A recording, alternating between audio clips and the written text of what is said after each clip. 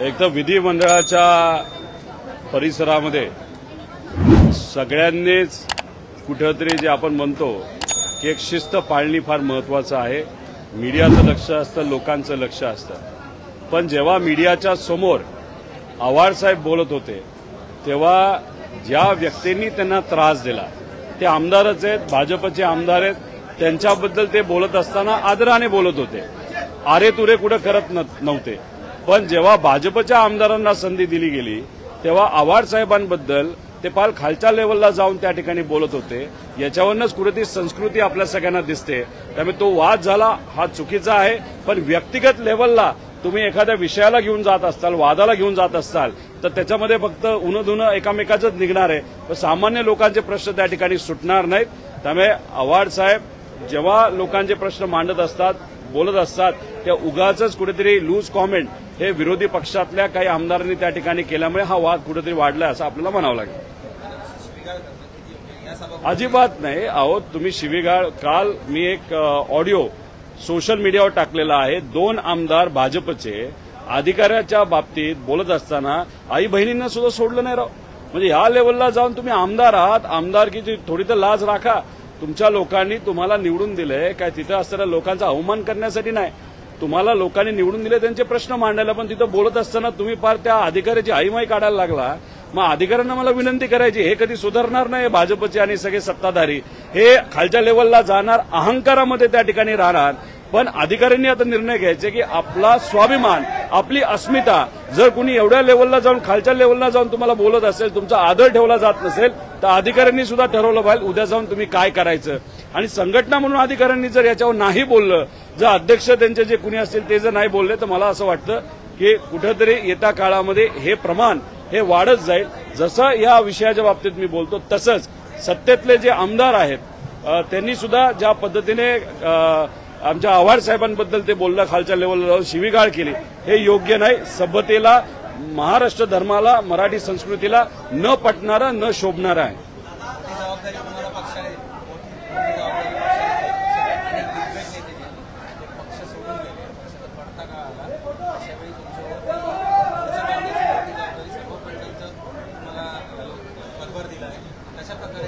आमच्या पक्षाने सुवर्ण काळ बघितलेला आहे, जेव्हा अनेक वर्ष महाराष्ट्रामध्ये सत्ता होती, आदरणीय पवार साहेबांच्या मार्गदर्शनाखाली आणि त्या वेळेस जे सर्व नेते होते यांच्या कष्टाने, ज्याच्यातले काही नेते जसं जयंत पाटील साहेब, शशिकांत शिंदेजी, देशमुख साहेब, आव्हाड साहेब, टोपे साहेब आज सुद्धा आदरणीय पवार साहेबांबरोबर त्या ठिकाणी आहेत। तर आता जे गेले ते गेले। नंतरच्या काळामध्ये जेव्हा आपण लोकसभेचा काळ बघितला त्यावेळेस आपल्याला चांगले खासदार निवडून आले, ते सुद्धा सर्व खासदार आपल्याबरोबर आहेत। पण नंतरच्या काळामध्ये म्हणजे जेव्हा 2024चं इलेक्शन हे विधानसभेचं झालं त्याच्यामध्ये खूप चांगलं यश आपल्याला आलं नाही। त्याला वेगवेगळी कारणे आहेत, सत्तेतल्या लोकांनी वेगळ्या पद्धतीने लोकांना फसवलं आणि त्यातून मतं मिळवली। त्यानंतर जर आपण बघितलं तर अनेक नेते त्यानंतर सुद्धा आपल्याला सोडून गेले। त्यामुळे आम्ही सर्वजण पिचवर आहोत, आम्ही खेळायला तयार आहोत। पुढची जी टीम आहे ती फार ताकदवान दिसत असली तरी आम्ही प्रामाणिकपणे जे आम्हाला जमतं ते प्रामाणिकपणे त्या ठिकाणी करत राहू आणि नक्कीच आपली जी टीम नाही तर पार्टी जी आहे ती विजय झाल्याशिवाय राहणार नाही।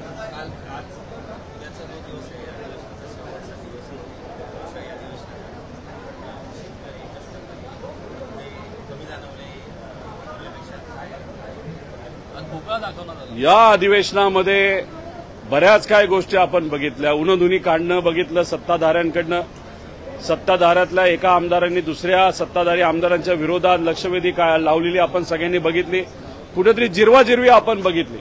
त्याच्याबरोबर काल जर आपण बघितला तर काल मुख्यमंत्री साहेब आणि उपमुख्यमंत्रीमध्ये टेस्लाचा खेळ सुद्धा त्या ठिकाणी आपण बघितला।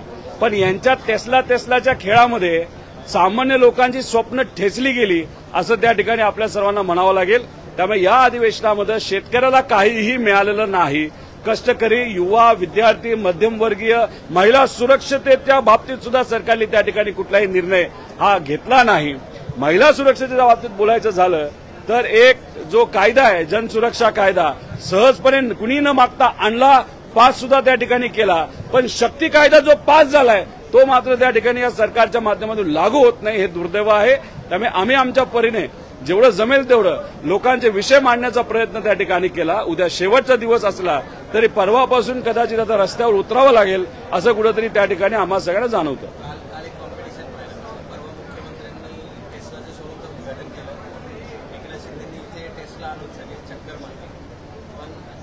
परिवहन मंत्री ग्रामीण भागातील एसट्या तुम्ही पाहिजे त्यांची अवस्था पाहिली तर 60-70 लाखाची टेस्लाची मार्केटिंग एवढे जोरात आहे पण त्यांची अवस्था एक तर टेस्लाच्या गाडीचं शोरूमचं उद्घाटन दिमाक्यात झालं.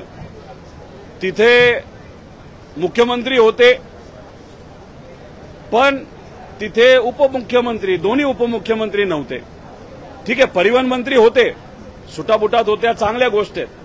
तुम्ही आता टेस्ला गाडी जी 70-80 लाखाला आहे, जी श्रीमंत लोक नक्कीच त्या ठिकाणी मागतील, घेतील, कारण त्याची चर्चा खूप मोठी झाली आणि जगातला सगळ्यात श्रीमंत माणूस हा जो एलॉन मस्क आहे त्याला सुद्धा माहित नसेल मुंबईमध्ये एक कुठल्या तरी आपल्या शोरूमचं तिथं उद्घाटन झालं, तर हेही माहित नसेल की या देशामध्ये महाराष्ट्र सगळ्यात ताकदवान राज्य आहे. त्या राज्याचे मुख्यमंत्री टाटा सोडा नाहीतर महिंद्रा सोडा, म्हणजे आपल्या कंपन्या ज्या आज इथं या महाराष्ट्रामध्ये नोकऱ्या देतात सर्वसामान्य लोकांना, त्यांच्या एका सुद्धा शोरूमचं तुम्ही उद्घाटन करत नाही. मात्र टेस्ला भारतात आली, फक्त शोरूम काढलं, म्हणजे तिथे असणाऱ्या लोकांना नोकऱ्या दिल्या, तिथे असणाऱ्या लोकांना त्या ठिकाणी तिथं काम दिलं.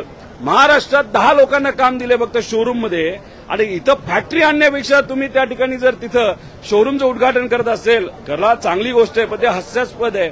आणि त्यात आमचे परिवहन मंत्री होते, मला त्यांना एवढंच सांगितलं टेस्लामध्ये तुम्ही बसला, तिथेही बसला, मग एकनाथ शिंदे साहेबांनी कदाचित तुमचे कान धरले असतील की तिथं तू गेलास, तिथं तू मुख्यमंत्र्यांबरोबर उद्घाटन केलं, माझं काय. मग तिथं लगेच कॉल करून इथं टेस्ला गाडी पांढऱ्या कलरची इथं आली आणि मग त्याच्यामध्ये मुख्यमंत्री साहेब बसले. चांगली गोष्ट आहे, पण मला मंत्री महोदयांना एवढंच सांगायचंय की मला असं कळतंय की काही पेमेंट हे एसटी महामंडळाचं तिथं असणाऱ्या कामगारांचं राहिलेलं आहे, जो तुम्ही शब्द तिथं दिला होता. आणि ज्या एसटी आहेत आपल्या, ज्याच्यामध्ये जर सातत्याने आपण 10 दिवस बसलो तर आपलं कंबरट जाऊ शकतं, नाही तर पाठ जाऊ शकते.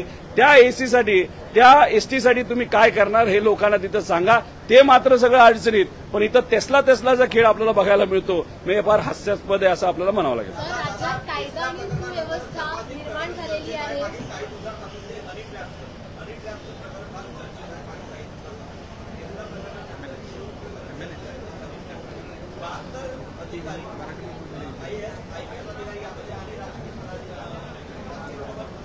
मी एवढंच म्हणेल की याच्यामध्ये खऱ्या अर्थाने खोलात जाण्याची जरूरत आहे. मंत्र्यांची नावं घेतली जातात, अधिकाऱ्यांची, IAS अधिकाऱ्यांची नावं घेतली जातात. जी कुठली व्यक्ती आणि जे काही मागे ग्रुप आहे, नाहीतर त्याला आपण म्हणतो लोक आहेत, ते शोधणं फार महत्वाचं आहे. अशा पद्धतीने जर कुणाचे फोटो व्हिडिओ वापरून ब्लॅकमेल केलं जात असेल तर ते योग्य नाही. त्याच्याचबरोबर अधिकारी, मंत्री महोदय आणि सर्वच राजकीय लोकांना मला विनंती करायची, आपण सुद्धा त्या बाबतीतली काळजी घ्यावी. वडेट्टीवार आता असं म्हटलंय की सरकारचा बैलगाडा होणार आहे ते हात आहे मुख्यमंत्र्यांचे, ते 2 कासरे आणि तुतारी सुद्धा मुख्यमंत्र्यांच्या हातात आहे. आणि बैलगाडी कुणाकडे वळवायची हे ते हात ठरवत आहेत. येणाऱ्या काळात बरंच काही घडामोडी असतात. तुतारीवर निशाणा साधलाय वडेट्टीवारांनी, नेमकं काय करते? कदाचित त्यांना घड्याळ म्हणायचं असावं आणि त्यांना ते कळलंच नाही. आणि आम्ही रोज त्यांच्याबरोबर तिथं बसत असल्यामुळे, म्हणजे विजय भाऊंबरोबर, काँग्रेसच्या नेत्यांबरोबर, त्यामुळे आमची थोडीशी रोजची सवय असल्यामुळे घड्याळ बोलण्याऐवजी ते तुतारी बोलले असावेत. त्यामुळे त्यांना हा प्रश्न परत एकदा तुम्ही केला, ते म्हणतील नाही तुतारी नाही, मी म्हणत होतो घड्याळ. एवढंच त्या ठिकाणी आपल्याला बघावं लागेल. पण एक गोष्ट तुम्ही समजून घ्या की काल फोटो काढत असताना आणि अधिवेशनामध्ये सुद्धा वरच्या हाऊसमध्ये आम्हाला असं कळालं की ओपन ऑफर एकनाथ शिंदे साहेबांच्या समोर उद्धव ठाकरे साहेबांना सीएम साहेबांनी दिली. याच्यामध्ये ठीक आहे, काही लोक चेष्टेत घेऊन जातील, पण ज्या व्यक्तीने कष्ट करून एक पक्ष फोडला, अतिशय लांबून प्रवास करून त्या ठिकाणी ते कुठं गुवाहाटीला गेले, तिथून ते परत आले, परत येऊन इथं सरकार स्थापन केलं, 24ला इलेक्शन लढले, खर्चही मोठ्या प्रमाणात. आणि आम्हाला असंही कळतंय बीजेपीचाही खर्च एकनाथ शिंदे साहेबांनी केला, अजितदादांच्या पक्षाला सुद्धा एकनाथ शिंदे साहेबांनी मदत केली अशी चर्चा आहे. असं करून त्यांना उपमुख्यमंत्री करता, मुख्यमंत्री तुम्ही करत नाही. आणि त्यांच्या समोरच मुख्यमंत्री साहेब डायरेक्ट उद्धव ठाकरे साहेबांना तिथं ऑफर देतात. जी मानहानी एका मोठ्या नेत्याची झाली ते आमच्या विरोधातले असतील एकनाथ शिंदे साहेब, पण एवढ्या मोठ्या नेत्याच्या समोर अशा पद्धतीने चेष्टा करत तुम्ही जर तिथं मानहानी करत असताल, हे दिसताना योग्य दिसत नाही. हे लोकांना सुद्धा जेव्हा ते बघत असतात हा व्हिडिओ, ते त्यांना योग्य वाटलं नाही. एकनाथ शिंदे साहेब या बाबतीत काय बोलतील हे मला माहित नाही, पण त्यांच्याबरोबर कामं मिळवण्यासाठी, भ्रष्टाचार करण्यासाठी जे काही 4-5 नेते असतात अवतीभोवती फिरणारे, ते याचा निषेध करतात का, या बाबतीत ते काय बोलतात हे त्या ठिकाणी बघावं लागेल. म्हणजे याच्यावरनं एक खरं की बीजेपीचा खरा चेहरा लोकांसमोर आलेला आहे. वापरा आणि फेकून द्या. पण दुर्दैव असं 2024चे इलेक्शन 9 महिन्यापूर्वी झाली आणि आत्ताच जर एकनाथ शिंदे साहेबांची ही परिस्थिती असेल तर नंतर कोणाचा नंबर लागणार असं काय विचारायला कोणाला लागणार नाही. हे आपल्या सगळ्यांना त्या ठिकाणी माहिती आहे. 2024ला या दोन्ही पक्षाचे काही आमदार आणि काही इतरही पक्षाचे आमदार घेऊन बीजेपी एकता चलो नारा घेत एकटं लढण्याचा विचार त्या ठिकाणी करतील. तेव्हा ह्या दोन पक्षाचं काय होणार हे आपल्याला नक्कीच बघायला लागेल. नेमकी काय गरज वाटली की त्यांना उद्धव ठाकरेंची गरज वाटते निवडणुकीसाठी, एकनाथ शिंदे कुठेतरी कमी पडत आहे? एक तर आपण बघितलं जेव्हा GR हिंदीचा मागे घेतला, तो मागे घ्यायला लागला. मराठी माणसांचा रोष, शिक्षकांचा रोष व तसंच काही जे पालक आहेत त्यांचा जो रोष होता की तुम्ही मुद्दामून 1ली ते 4थीच्या मुलांवर हिंदी लादत आहात. ते फार लहान आहेत, तुम्ही नंतर लावली तर ठीक आहे, पण पहिल्या 4 वर्षामध्ये लादू नका. आणि मग रोष वाढला, 2 ठाकरे एकत्रित आले आणि त्याच्यात कुठेतरी बीजेपीला बॅकस्टेपवर जावं लागलं. आणि त्याच्यात जर आपण बघितलं तर तो GR मागे घेतला. एकनाथ शिंदे साहेब तिथे बोलले नाहीत. मग कुठेतरी मुद्दामून का होईना असं वाटायला लागले की एकनाथ शिंदे साहेबांची ताकद मुद्दामून बीजेपी कुठेतरी त्या ठिकाणी कमी पडते. आणि आता मुंबईमध्ये वातावरण असं झालंय की कदाचित दुसऱ्या काही मित्रपक्षाला घेऊन आपल्याला मुंबईची लढाई लढली तर ते जरा बरं वाटेल, त्या अनुषंगाने काहीतरी समीकरण मांडत असतील. पण कितीही मांडली, किती ऑफर दिल्या, तर उद्धव ठाकरे साहेब ती ऑफर एक्सेप्ट करणार नाहीत. हे आपल्या सगळ्यांना तिथं माहिती आहे, कारण ते लढणारे नेते आणि ते नक्कीच मराठी माणसाच्या हितासाठी लढतील. आणि आम्हाला असंही कळालंय, एका प्रायव्हेट मुलाखतीमध्ये देवेंद्र फडणवीस साहेबांनी असं सांगितलंय, काही झालं तरी 3 भाषा हे आम्ही लागू करणार म्हणजे करणार. आता कुठल्या वर्गापासून हे जे समिती आहे ती सांगेल त्यानंतर. अहो देवेंद्र फडणवीस साहेब, आम्ही सुद्धा असं म्हणतोय की 4थी नंतर तुम्हाला लागू करायची असेल तर करा, पण 1ली ते 4थी पर्यंत मात्र त्या ठिकाणी तुम्ही करू नका. आणि मग आम्हाला दुसरा प्रश्न असा आहे की अचानक असं काय झालं की आज तुम्हाला असं म्हणावं लागतंय की नंतर जाऊन आम्ही ते लागू करणार. म्हणजे जो GR तुम्ही मागे घेतला परत एकदा तोच GR तुम्ही पुढे आणत असाल तर मग हे खरं तर लोकांना त्याच्या मागचं राजकारण कळेल. पण झालं असं असावं की मुंबईमध्ये आता जो सर्व्हे केला गेला ज्याच्यामध्ये असं कुठेतरी त्या ठिकाणी जाणवतंय की जे परप्रांतीय आहेत, अमराठी लोक आहेत, ते म्हणायला लागले की मग GR जर भाजपली आणला होता तर मग भाजपली GR मागे का घेतला, असे आता त्या ठिकाणी हिंदी भाषिक लोक म्हणायला लागलेत. आणि त्या सर्व्हेमध्ये ह्या गोष्टी सगळ्या आल्यामुळे कदाचित आता भाजप घाबरलेलं आहे. म्हणून भाजपचे मोठे नेते म्हणतात की येत्या काळामध्ये आम्ही 3 भाषा आणि सक्ती ही लागू करू म्हणजे करू. म्हणजे ही दुटप्पी भूमिका आहे. आणि त्याच्याच बरोबर बिहारमध्ये तिथे असणारे जे भाजपचे विरोधी पक्ष आहेत ते सुद्धा आता भाजपला तिथं विचारायला लागलेत. महाराष्ट्रामध्ये जर बीजेपीची सरकार असेल तर बीजेपीच्याच मुख्यमंत्र्यांनी हिंदी जी सक्ती होती ती मागे घेतली. त्यामुळे बिहारमध्ये सुद्धा भाजपला मोठा प्रॉब्लेम आता व्हायला लागलाय. आणि याच्यामुळे कुठेतरी गल्लत ही बीजेपीची झालेली आहे. म्हणून काही नवीन मित्रांना, जुन्या मित्र जे आता लांब गेलेत त्यांना आणण्याचा प्रयत्न करतायत आणि हिंदी सक्ती परत करण्याचा विचार हे देवेंद्र फडणवीस साहेब मांडतात असं वाटतं. जनसुरक्षा विधेयक जेव्हा आलं तेव्हा विरोधकांनी फारसा आक्रमक विरोध केला नाही, त्याच्या बातम्या झाल्या. मात्र विरोधकांनी वॉकआउट करणं अपेक्षित होतं, ते झालं नाही. काँग्रेसच्या प्रदेशाध्यक्षांनी एक नोटीसही दिलेली होती त्यांच्या आमदारांना. मात्र एकंदरीत विरोधकांचा एकत्रितपणे विरोध व्हायला हवा होता, वॉकआउट व्हायला होतं, ते मात्र झालं.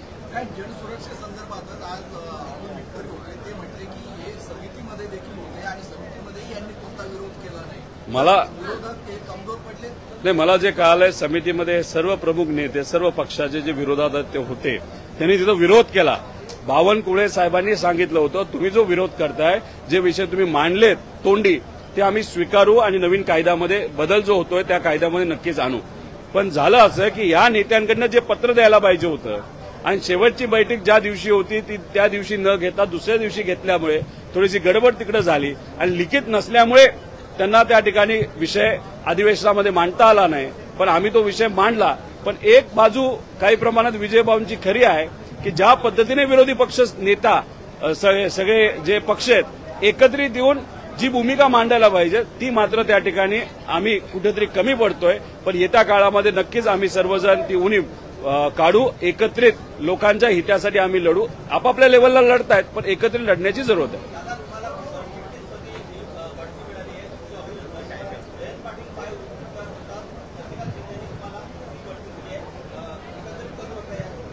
अरे पण उद्या जाऊन जर आपण बघितलं तर उद्या जाऊन अनेक पदं त्या ठिकाणी दिली जाणार आहेत. आता इलेक्शन कधी येते आपलं सगळे लोकल बॉडीचं पुढच्या 3 महिन्यात. मग काही पदं तर द्यावी लागणार आहेत आणि ही पदं देत असताना प्रमुख नेत्यांपैकी जी काही चर्चा होती त्याच्यावर जयंत पाटील साहेब सुद्धा आहेत, सुप्रियाताई आहेत. त्यामुळे मला असं वाटतं की मीडियाच मुद्दामून या विषयाला कुठेतरी आग लावते. पण मीडियाची चूक नाही. विरोधी पक्षालाच पाहिजे की आमच्या पक्षामध्ये कुठेतरी वाद राहावेत. जे वाद नाही आहेत पण किती प्रयत्न तुम्ही केला तरी वाद तुम्ही काय लावू शकत नाही. एवढंच विरोधी पक्षांना मी त्या ठिकाणी सांगतो.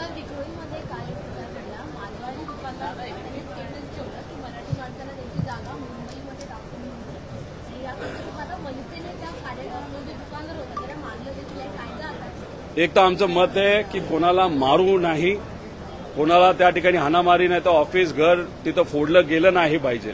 पण इथं असणाऱ्या सर्व लोकांना मला एवढंच सांगायचंय, तुम्ही मराठी आहात नाही तर नाही. तुम्हाला मराठी येत नसली, तुम्ही बाहेरच्या राज्यातून या महाराष्ट्रामध्ये या मुंबईमध्ये येऊन राहत असला, तुमचं घर त्या ठिकाणी चालवत असाल तर आमचं एवढंच मत आहे की तुम्हाला मराठी आलीच पाहिजे असं आम्ही म्हणत नाही. पण मराठीचा अवमान तुम्ही करू नका, मराठी अस्मितेचा अवमान तुम्ही करू नका. आजपर्यंत या मुंबईला पुढे घेऊन जाण्यासाठी मराठी लोकांनी कष्ट केलेले आहेत आणि त्या मराठी लोकांना अमराठी नाही तर परप्रांतीयांनी सुद्धा मदत केलेली आहे.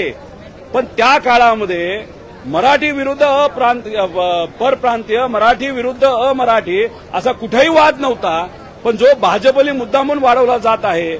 आता मनसेच्या कार्यकर्त्यांना सुद्धा विनंती करतो, तुम्ही ज्या पद्धतीने वागत आहात, मारामारी करत आहात, कायदा जो हातात घेत आहात त्याचा फायदा हा भाजपला 100% त्या ठिकाणी होणार आहे. कुठेतरी लोकांना समजून सांगा, बोलून दाखवा, संवाद साधा, त्यातून काय होतंय का बघा. आणि सगळ्या मराठी आणि परप्रांतीयांना मला विनंती करायची, महाराष्ट्रात तुम्ही आजपर्यंत शांततेत राहिलेला आहात, आदर मराठीचा ठेवा, महाराष्ट्र संस्कृतीचा ठेवा. मराठी माणसं तुमच्याबरोबर भक्कमपणे उभी राहतील.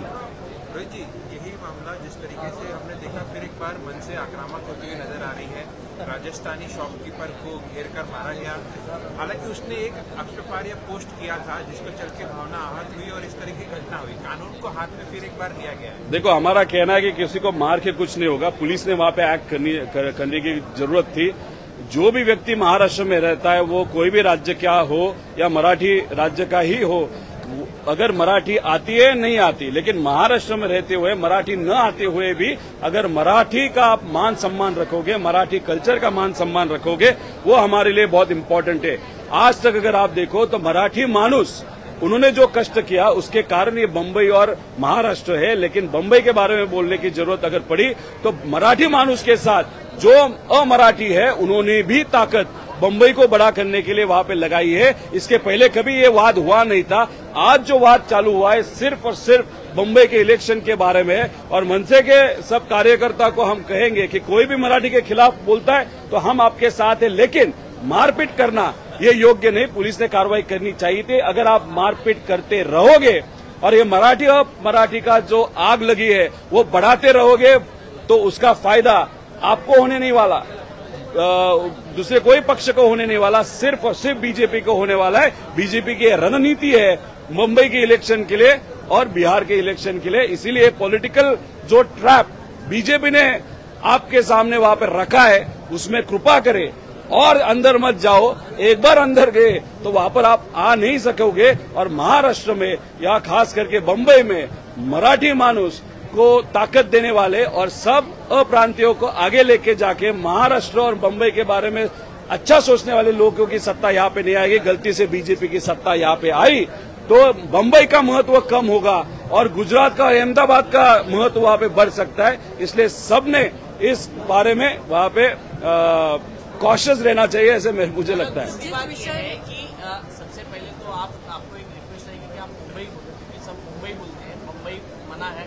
और दूसरी बात यह है कि जिससे मारपीट हुई है उसने ये स्टेटस डाला क्या कि हम मारवाड़ियों ने मराठी को फेल दिया है, जिस तरह से मराठियों को महाराष्ट्रियों को डिवचने की कोशिश की थी। देखो वो कौन है वो मुझे नहीं मालूम। अगर आप केडिया की बात करें, वो भाजपा का कार्यकर्ता है, बड़ा आदमी, बहुत पैसा है। केडिया को किसने बताया वो पोस्ट डालने की? तो ये जो लोग कर रहे हैं ना, वो जानबूझ के कर रहे हैं। उन्होंने जो लिखा उसका मैं विरोध करता हूं, लेकिन मेरा यही कहना है कि पुलिस के माध्यम से वहां पे कार्रवाई होनी चाहिए थी। तो पुलिस सो रहे थे क्या? तो ऐसे आप टैग लगा दो, यहाँ की बॉम्बे की या मुंबई की जो पुलिस है वो सो रही है और सिर्फ मनसे के कार्यकर्ते वहां पे जो मुंबई है वहां की उनके ख्याल रख रही है, ऐसे बताना पड़ेगा। तो पुलिस कहाँ पे तो कम पड़ रही है, इसलिए मुझे लगता है कि पुलिस ने वहां पे कार्रवाई करनी चाहिए थी। और ये जो छोटे छोटे लोग हैं, जो कार्यकर्ता है, जानबूझ के अगर वो पोस्ट डाले, जानबूझ के जो वातावरण मराठी वर्सेस नॉन मराठी करने का कोशिश अगर किया जा रहा है, तो मुझे लगता है ये डेफिनेटली एक पॉलिटिकल स्ट्रैटेजी है। और उस स्ट्रैटेजी में मनसे और दूसरे जो कार्यकर्ता है जिस तरीके से वो बिहेव कर रहे हैं, वो सिर्फ वो बीजेपी के स्ट्रैटेजी के एक हिस्सा है, ऐसे मुझे लगता है। जिस विषय के वजह से ये भाषावाद शुरू हुआ, अब उस 3 लैंग्वेज पॉलिसी पे चीफ मिनिस्टर ने कहा है कि हम 100% ये इम्प्लीमेंट करके रहेंगे। अभी नहीं, कौन से स्टैंडर्ड से पता नहीं, लेकिन हम जरूर ये इम्प्लीमेंट करेंगे। मुख्यमंत्री साहब को मुझे ये कहना है कि अगर आप मुख्यमंत्री है, 230 जो आमदार आपके और आपके मित्र पक्ष के चुन के आए, उसमें सबसे ज्यादा 132 आमदार ये आपके हैं। अगर आप ठाम थे या आप कंफर्म थे कि हम इस विषय से अगर हिलने नहीं वाले, तो आपने जिहाद पीछे क्यों लिया? मराठी लोगों ने, महाराष्ट्र के जो लोग हैं, वो शिक्षक है, पालक है, उन सब लोगों ने हिंदी सक्ति के खिलाफ वहां पे मोर्चा निकालने का वहां पे सोचा। दोनों ठाकरे उस मोर्चे को उन्होंने सपोर्ट किया और वो डर मन में होने के कारण बीजेपी को, देवेंद्र फडणवीस साहब को, वो जो हिंदी सख्ती था कायदा, वो निकालना पड़ा। हमारा कहना है 1st स्टैंडर्ड से 4th स्टैंडर्ड तक सख्ती नहीं चाहिए, बच्चों पे प्रेशर वहां पे आता है। अब उस टाइम आपने जीआर पीछे लिया, लेकिन शायद बीजेपी हर वक्त इलेक्शन मोड में होती है। उन्होंने शायद बंबई का या मुंबई का वहां पे सर्वे किया होगा और उस सर्वे में ऐसे दिखा होगा कि मुंबई के लोग और खास करके जो हिंदी भाषिक लोग हैं वो बोल रहे होंगे, शायद वो बोल ही रहे हैं कि अगर आप मुख्यमंत्री हो, इतनी बड़ी ताकत है, तो आपने जो सख्ती कायदा लाया था हिंदी का, वो आपने पीछे क्यों लिया? तो बीजेपी को एक तो मराठी लोग मतदान करने नहीं वाले और हिंदी भाषिक लोग हैं वो बोल रहे हैं कि आप ही मुख्यमंत्री और आप ही कायदा पीछे लेते हो, मतलब आप कहाँ पे तो राजनीति वहां पे कर रहे हो। और दूसरी बात, बिहार में भी अगर आप देखो तो वहां पे भी बीजेपी के खिलाफ के जो लोग हैं उन्होंने बोलना चालू किया कि किसने पीछे लिया वो कायदा, वो थे मुख्यमंत्री कौन से पक्ष के? भाजपा के। तो भाजपा सिर्फ राजनीति वहां पे खेल रहा है। सिर्फ बिहार और बंबई के इलेक्शन के बारे में ये बहुत क्लियर कट मराठी लोगों में गया और हिंदी लोगों में भी गया। तो इसको रिवर्स करने का कोशिश पर्याय ये शायद देवेंद्र फडणवीस साहब वहां पे कर रहे हैं, ऐसे हम सबको कहना पड़ेगा। विजय वडेट्टीवार को लेकर कंट्रोवर्सी हुई है। विजय वडेट्टीवार को हाईकमांड ने नोटिस भेजी, ऐसी बात सामने, लेकिन विजय वडेट्टीवार जी ने यह डिनाई किया है। जब जन सुरक्षा विधेयक पेश किया जाएगा तब उन्होंने विरोध नहीं किया, इसको लेकर कांग्रेस में नाराजगी है और उन्होंने कहा कि ये विपक्ष भी आंदोलन करना चाहिए, तो लेकिन हुआ नहीं। उन्होंने कहा कि मैं रहता तो मैं फाड़ देता ये बिल और वॉकआउट कर देता, लेकिन ऑपोजिशन से किसी ने ये किया नहीं। कैसे होता है कि ठीक है, उन्होंने जो कहा वो कमेटी में थे शायद, ऐसे मुझे लगता है। कमेटी में सब नेताओं ने जो विरोध में उन्होंने वहां पे बताया था, जो बावनकुळे साहब है जो अध्यक्ष थे, भाजपा के नेता है, मंत्री है, उन्होंने कहा था कि हाँ आप जो बता रहे हो हम एक्सेप्ट कर रहे हैं। गलती सब नेताओं की थोड़ी ऐसे हुई थी, शायद उन्होंने लिखित स्वरूप में वहां पे विरोध नहीं किया था कमेटी में। अभी आप जब कमेटी में होते हैं तो विधान भवन में आपको बोलने की वहां पे अनुमति नहीं मिलती, वो शायद इन नेताओं को मालूम नहीं था, इसलिए उनको बोलने की वहां पे संधि नहीं दी गई। और हम भी जब बात किए तो वहां पे अध्यक्ष महोदय हमको बोलने नहीं दे रहे थे, हर वक्त बेल बजा रहे थे और बहुत सारे कांग्रेस के जो आमदार है उनको भी बोलना था। तो कहा ना कहा तो भी वहां पे रणनीति, मुझे लगता है कि वहां पे विरोधी पक्ष भी थोड़ी सी गलत हो गई। साथ में रहना चाहिए था, साथ में बोलना चाहिए था।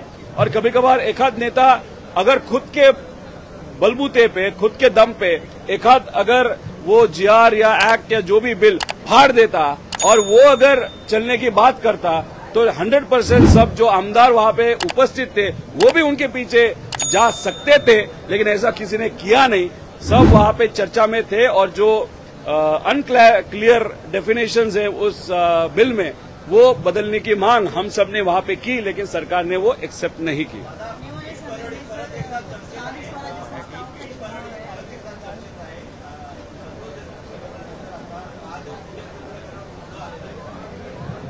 दुर्दैवी परिस्थिती या महाराष्ट्रामध्ये की महादेव मुंडेंचा जो मर्डर त्या ठिकाणी झाला त्याच्यामध्ये त्यांची पत्नी अनेक वर्षांपासून न्याय मागते।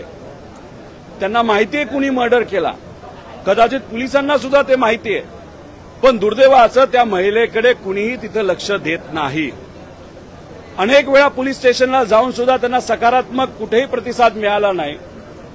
त्या महिलेने शेवटी काय केलं या महाराष्ट्रामध्ये म्हणजे अतिशय दुर्दैवी आहे की विष प्राशन करण्याचा प्रयत्न केला की मग जर माझ्या पतीचा मर्डर ज्याने केलाय, खून ज्याने केलाय, त्याला जर जेलमध्ये टाकलं जात नसेल नाही तर कुणी केलाय हे जर सरकार तिथं शोधत नसेल, पोलीस प्रशासन शोधत नसेल, यात राजकारण केलं जात असेल, मोठ्या नेत्याचा जवळच्या व्यक्तीला जर त्या ठिकाणी पाठराखण सरकारकडनं केली जात असेल तर या जगामध्ये राहून मी काय करणार, यासाठी त्यांनी विष प्राशन केलं। अतिशय दुर्दैवी गोष्ट आहे आणि हीच भावना आज आपण संतोष देशमुखांच्या घरातल्या महिलांची तीच भावना असेल। अनेक दिवस झाले आता त्याच्यामध्ये तर संतोष देशमुखांच्या बाबतीत जे पीपी आहेत, पब्लिक प्रॉसिक्युटर, मोठे व्यक्तिमत्व आहे, पण आता राज्यसभेचे ते सदस्य झाले आहेत, भाजपच्या सहकार्यातून झालेले आहेत। याच्यात आज महाराष्ट्रामध्ये सरकार भाजपचं आहे, त्यामुळे त्यांनी कुठेतरी विचार करून ती जबाबदारी दुसऱ्या कोणातरी देण्याची जरूरत आहे। तसंच सूर्यवंशींच्या बाबतीत बोलायचं झालं, त्यांनाही तिथे न्याय मिळत नाही। कोर्टात गेल्यानंतर कुठेतरी त्या आईला न्याय मिळाला। त्यामुळे हे सरकार सामान्य लोकांचं सरकार नाही, हे सरकार फक्त कॉन्ट्रॅक्टर आणि टेस्लावाली लोक आणि बॅगेवाली लोक आणि कॉन्ट्रॅक्टर यांचं हे सरकार आहे असं आम्हाला सगळ्यांना वाटतं।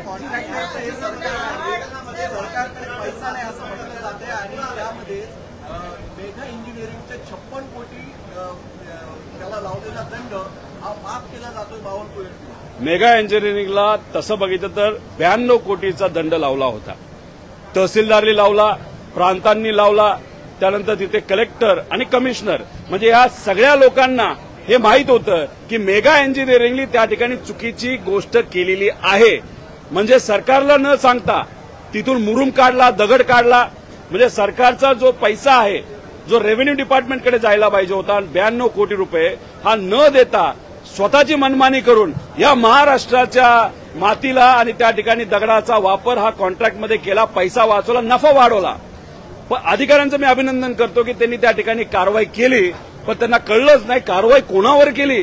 कारवाई ही मेगा इंजिनिअरिंगवर केली, ज्या कंपनीने या देशामध्ये सगळ्यात जास्त पैसा भाजपला इलेक्ट्रॉल बॉन्डमध्ये दिला होता अशा कंपनीवर तिथं कारवाई केली। आणि हा विषय जेव्हा मंत्री महोदयांकडे आला, एक शेतकरी जर आला असता, एक गरीब माणूस आला असता, जर बाबा साहेब माझ्यावर थोडी पेनल्टी लावली, मला माहित नव्हतं, चूक झाली, मला माफ करा, असं गरीब शेतकरी जर तिथं बोलत असेल ते ऐकलं नाही। पण मेगा इंजिनिअरिंगला डिस्काउंट किती मिळाला असेल तर 99.99% डिस्काउंट मिळाला। 92 कोटीवरनं डायरेक्ट 17 लाख, म्हणजे याच्यामध्ये मेगा इंजिनिअरिंगचं वजन बघा। दिल्लीवरनं फोन आला असेल एक, नाहीतर कदाचित मेगा इंजिनिअरिंगनी मंत्री महोदयांची खूपच चांगली काळजी घेतली असावी असं आपल्याला म्हणावं लागेल। फक्त त्यांचा व्हिडिओ मात्र येऊ नये बॅग घेऊन, एवढं आपण अपेक्षा करूया।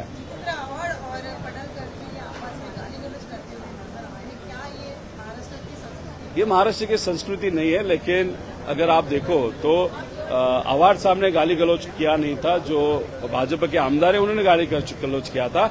आपके सामने जब अवार्ड साहब आए थे आपने वो प्रश्न किया तो अवार्ड साहब पडळकर भाई के बारे में जब बात कर रहे थे तब आदर से बात कर रहे हो, उनको थोड़ा मतलब आदर से उनको संबोधित कर रहे थे। लेकिन पडळकर की जब बात आई तब उन्होंने जो अवार्ड साहब के बारे में बोला, एकेरी बोला, मतलब वो क्या सोचता है वगैरह, मतलब इससे समझ में आता है कि भाजपा के जो आमदार है, नेता है, उनमें एक एरोगेंस है। वो एरोगेंस कहाँ पे तो आप सबको दिख रहा है। कल मैंने खुद एक ट्वीट की थी, वहां पे बीजेपी के 2 MLAs वो अधिकारी जो है, अधिकारी के बारे में, माँ बहन के बारे में बहुत गलत चीजें वहां पे कही, तो उसके बारे में भी ये सरकार कुछ कर नहीं रही। तो यही हमारा कहना है कि यह सरकार सिर्फ आमदार, नेता, खासदार उनके पीछे रहने वाली सरकार है। यह सरकार सामान्य लोगों के पीछे रहने वाली सरकार नहीं है।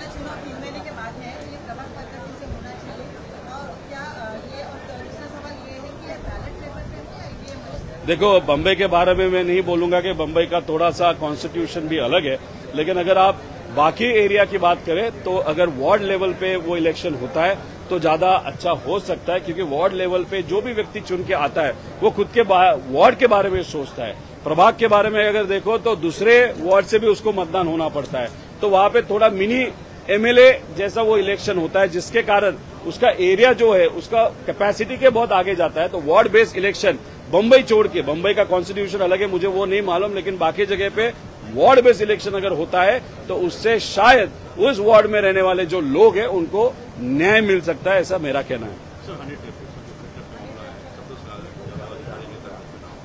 देखो, मेरा यही कहना है कि जो भी हनी ट्रैप प्रकरण के पीछे है, जो भी नेता, जो भी गैंग है, उस गैंग को पकड़ने की जरूरत है।